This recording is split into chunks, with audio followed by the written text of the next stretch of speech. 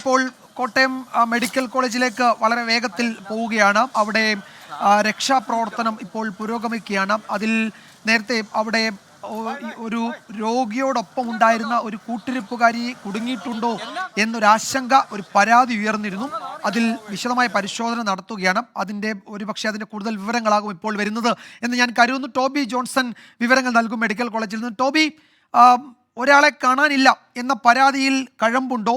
എന്തെങ്കിലും വിവരങ്ങളുണ്ടോ ഈ പരിശോധനയിൽ, ഈ തെരച്ചിലിൽ?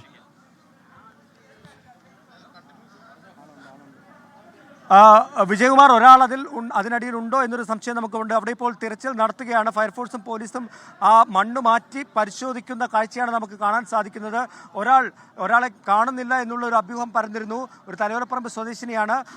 അവർ ബിന്ദു എന്നാണ് അവരുടെ പേരെന്നാണ് നമുക്ക് ലഭിക്കുന്ന ഒരു അനൗദ്യോഗിക വിവരം. എന്തായാലും അവിടെ ഒരാളുണ്ടോ എന്നൊരു സംശയമുണ്ട്. അവിടുത്തെ മണ്ണ് മാറ്റി പരിശോധന നടത്തുന്ന കാഴ്ചയാണ് നമുക്ക് കാണാൻ സാധിക്കുന്നത്.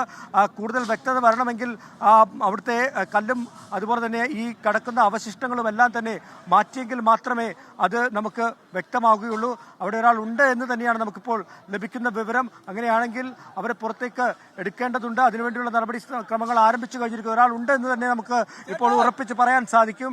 അവരെ എടുക്കുന്നതാണ്. അവിടെ എടുക്കുന്ന ഒരാളുണ്ട്, അതിനടിയിൽ ഒരാളുണ്ടായിരുന്നു. അവരെ പുറത്തെടുത്തിരിക്കുന്നു. എസ് വിജയകുമാർ, ഇത് അത്യന്തം ദാരുണമായിട്ടുള്ള, നമ്മളെ നടുക്കുന്ന മനസ്സ്. ഒരുപക്ഷെ എനിക്ക് എങ്ങനെ ഇത് പറയണമെന്ന് പോലും അറിയില്ല. ഇങ്ങനെയൊരു സംഭവം ഉണ്ടായിട്ടില്ലായിരിക്കും. നമ്മൾ അല്പസമയം മുമ്പ് ഇവിടെ നിന്ന് ഇത് റിപ്പോർട്ട് ചെയ്യുമ്പോൾ കണ്ട ഒരു വിവരമെന്ന് പറഞ്ഞത് 2 പേർക്ക് പരിക്കേറ്റിരുന്നു. അവർ 2 പേരെയും ഇവിടുന്ന് മാറ്റിയെന്നാണ്. അതിൻ്റെ തൊട്ടടുത്ത് നിന്നുകൊണ്ടാണ് ഒരാൾ അതിൻ്റെ അടിയിൽ പക്ഷേ കുടുങ്ങിക്കിടപ്പുണ്ടായിരുന്നു. അവരെ അവിടെ നിന്നും കൊണ്ടുപോകുന്ന ദൃശ്യങ്ങളാണ് നമുക്കിപ്പോൾ കാണാൻ സാധിക്കുന്നത്. ഇത്രയും നേരം നമ്മൾ അവിടെ നിന്നപ്പോൾ ആരും ഇതിനടിയിൽ കുടുങ്ങിക്കിടപ്പില്ല എന്നുള്ള വിവരമായിരുന്നു. പക്ഷെ അതല്ല, ഒരാളെ കാണുന്നില്ല എന്നുള്ള വിവരം വരുന്നു. ഇപ്പോൾ ആ മണ്ണ് മാറ്റി നോക്കിയപ്പോൾ അതിനടിയിൽ ഒരാളുണ്ടെന്ന് മനസ്സിലാകുന്നു. അത് മാറ്റിയ ആ വ്യക്തിയെ അതിൽ നിന്നും പുറത്തെടുക്കുന്ന കാഴ്ചയാണ് നമുക്ക് കാണാൻ സാധിക്കുന്നത്. ഒരുപക്ഷെ അല്പം വേദന ജനിപ്പിക്കുന്ന തരത്തിലുള്ള ഒരു സംഭവം. വാക്കുകൾ പോലും എനിക്ക് പറയാൻ സാധിക്കുന്നില്ല. എത്രമാത്രം ദുഃഖകരമായിട്ടുള്ളൊരു സംഭവമാണ്. അവർക്ക് പെട്ടെന്ന് തന്നെ കാഷ്വാലിറ്റിയിലേക്ക് അവരെ കൊണ്ടുപോവുകയാണ്. അതിൻ്റെ ദൃശ്യങ്ങളാണ് നമുക്ക് കാണാൻ സാധിക്കുന്നത്. മനസ്സിലായി. നമ്മൾ ഇത്രയും സമയവും അവിടെ ആരും കുടുങ്ങിയിട്ടില്ല, ആ 2 കുട്ടികൾക്ക് നിസ്സാര പരിക്ക് മാത്രമേ ഉള്ളൂ എന്ന് മന്ത്രിമാരൊക്കെ പറഞ്ഞതാണ്. നമ്മൾ അത് മുഖവിലക്കെടുക്കുകയും ചെയ്തതാണ്. പെട്ടെന്നാണ് ഒരാൾ അതിൽ കുടുങ്ങിയിട്ടുണ്ട് എന്നൊരു വിവരം പുറത്തു വരുന്നത്.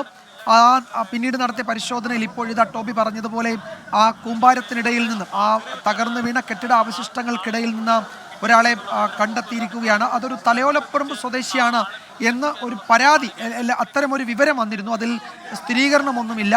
എങ്ങനെയാണ് അവരുടെ ആരോഗ്യനില എന്നൊന്നും നമുക്ക് ഈ ഘട്ടത്തിൽ അറിയില്ല. അവിടെ നിന്നുള്ള ദൃശ്യങ്ങളിലേക്കാണ് നമ്മൾ വീണ്ടും പോകുന്നത്.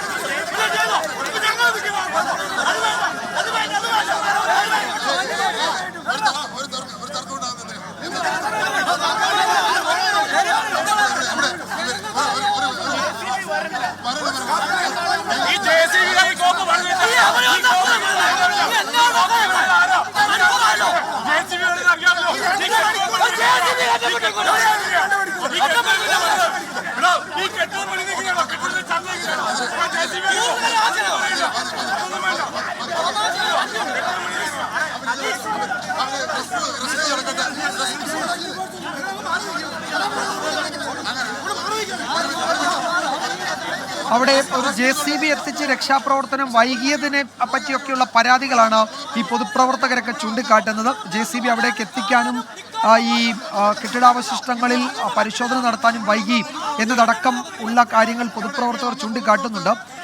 സംഘർഷത്തിലേക്ക് പോകാതിരിക്കാൻ ചണ്ടിയുമ്മൻ MLA ഒക്കെ അവിടെ ഇടപെടുകയും ചെയ്യുന്നുണ്ട്. എന്തായാലും ഒരാളെ അവിടെ നിന്ന് പുറത്തെടുത്തിട്ടുണ്ട്. അതാരാണ്, എന്താണ് അവരുടെ ആരോഗ്യനില എന്ന് പരിശോധിക്കേണ്ടതുണ്ട്. ടോബി, കേൾക്കാമെങ്കിൽ ദൃശ്യങ്ങളിൽ കാണുന്നുണ്ട് അവിടെ ഒരു സംഘർഷ സമാന സാഹചര്യം രൂപപ്പെട്ട് വന്നിട്ടുണ്ട്.